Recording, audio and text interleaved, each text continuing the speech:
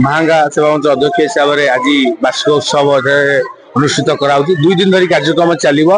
आज आमर किसी सांस्कृतिक कार्यक्रम अच्छी किसी वयोज्येष्ठ व्यक्ति एवं गुरुजन मानू शिक्षक मानू एवं सांबादिक बंधु मानू आम सम्मानित करूँ।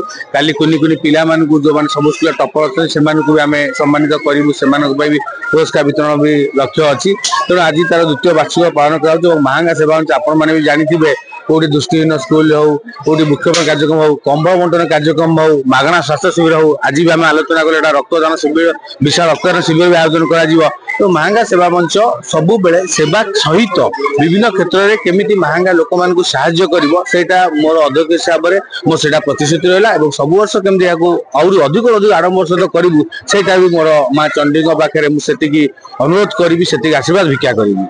महांगा सेवा मंचर आज वार्षिक उत्सव मते आमंत्रण कर सर्वप्रथम महांगा सेवा मंचर समस्त कर्मकर्ता तथा डायरेक्टर डॉक्टर सूर्य प्रकाश शिवनारायण चौधरी को धन्यवाद देवी कृतज्ञता अर्पण करी। आज मु गर्वित जे महांगा भली एमती अंचल महांगा सेवा मंच आज तार वार्षिक उत्सव पालन करुच्ची। विभिन्न जनकल्याणी योजना मान जनकल्याण सेवा करी माने लोक मान स्वास्थ्य मेला ठारू आरंभ करी वृक्षरोपण हो विभिन्न कार्य करी एपरी एक नियारा प्रयास जारी रखिछंती।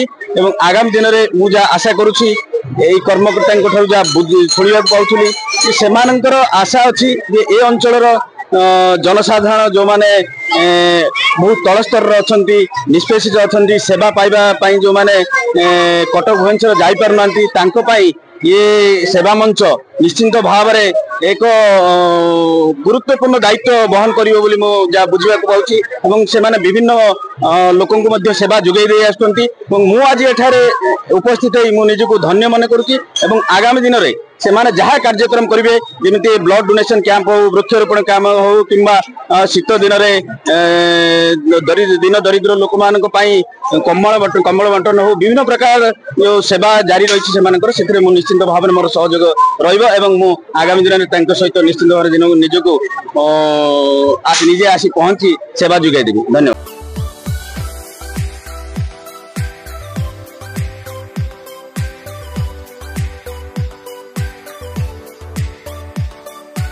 हॉलमार्क ऑर्नामेंट्स स्वप्नरू सत जाए।